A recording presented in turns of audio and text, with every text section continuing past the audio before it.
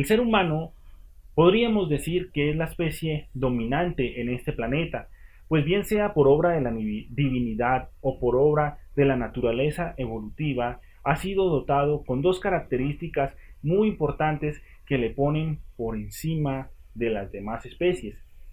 Estas dos características son, de un lado, la inteligencia o capacidad de razonar y de otro lado, el contar con un cuerpo capaz de desplegar una habilidad motriz bastante considerable, bastante importante, si lo comparamos con otras de las especies que coexisten con nosotros.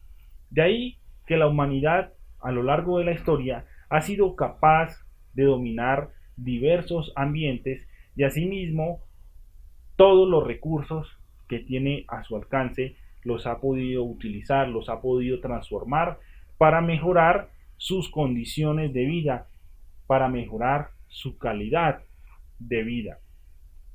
Luego entonces, si comparamos estas dos características frente a las que tienen las demás especies, podríamos decir entonces que el ser humano tiene como una especie de superpoderes, ¿no creen? Una especie de dones que le permiten dominar a todo este planeta. Y aquí traigo a colación una frase bastante conocida dentro de la ciencia ficción, dentro de las películas. Es una frase que dice: un gran poder conlleva una gran responsabilidad. Mi nombre es Jaime Arley González Páez, soy estudiante de Ciencia Política de la UNAD y esta es una exposición para el curso Competencias Comunicativas Pregrado, en donde estaré hablando acerca de los alimentos transgénicos.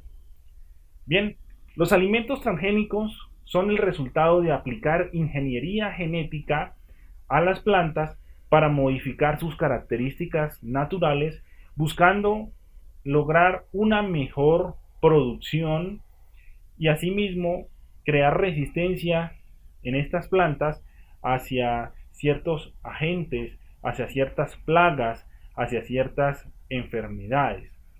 Luego entonces, resumidamente, la ingeniería, la transgénesis o los cultivos transgénicos son plantas modificadas genéticamente con el fin de mejorar la productividad. Y es justamente esta cuestión la que vamos a analizar en esta exposición. En esta exposición vamos a analizar algo, y es que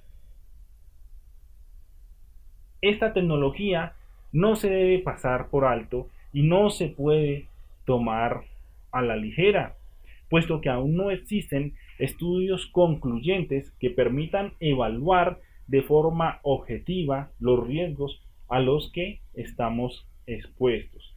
Y de ahí es que quiero partir para poder transmitir mi punto de vista frente a lo que son los alimentos transgénicos.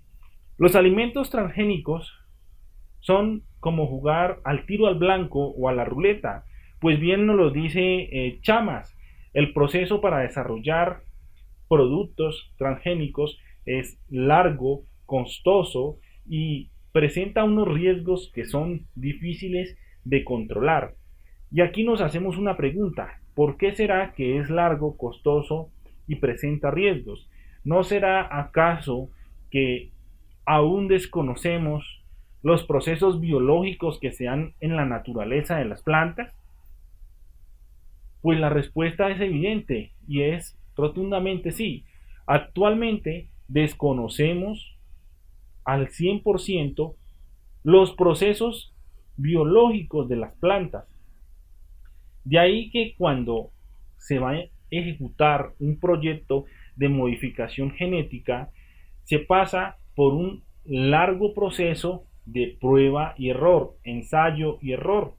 Por ejemplo, de X cantidad de plantas intervenidas, solo unas pocas logran exitosamente asumir las características que se le quiere implantar.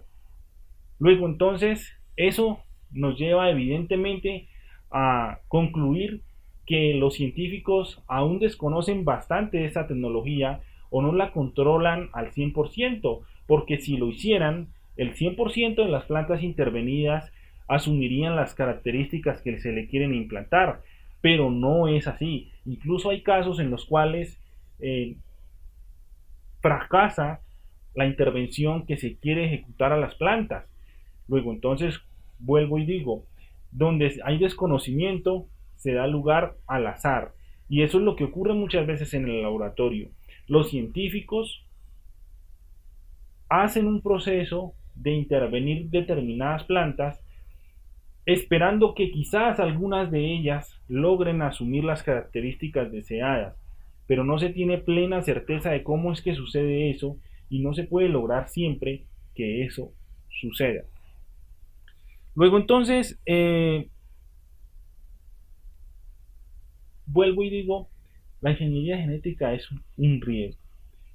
Y para no ir muy lejos, quiero poner el ejemplo de una experiencia que se tuvo en Colombia por allá en el año 2008 en las regiones de Tolima y Córdoba, en donde se hizo la siembra de cultivos de algodón transgénicos y como resultado de ello se obtuvo alrededor del 75% de pérdida de la producción, lo que se tradujo en aproximadamente 20.000 millones de pesos en pérdidas económicas y alrededor de 1.000 agricultores afectados.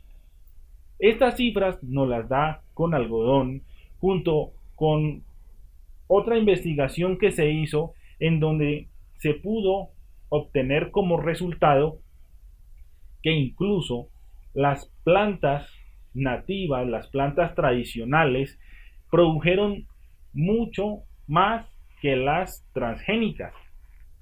Luego entonces esto es otro claro ejemplo de que la tecnología de la transgénesis, de la aplicación de la ingeniería genética, no es infalible, no es absoluta y aún hay bastantes vacíos que hay que llenar antes de poder implementarla de forma responsable.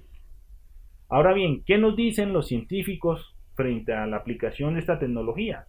Pues bien, la comunidad científica en general es algo reservada. Nos dicen hay que actuar con responsabilidad, hay que actuar con cautela para no llegar a caer en desastres ecológicos, para no cometer errores irreversibles, como por ejemplo el hecho de generar resistencia a los antibióticos en los seres humanos, o como por ejemplo crear de forma accidental super malezas, super plagas que hagan que el remedio sea mucho peor que la enfermedad.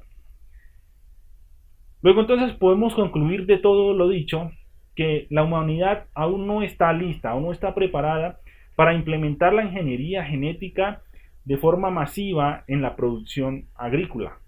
Sí, es verdad, hay que seguir investigando y no podemos detener los avances, pero estos avances se deben realizar en ambientes controlados que permitan evitar los riesgos de crear desastres ecológicos, incluso de crear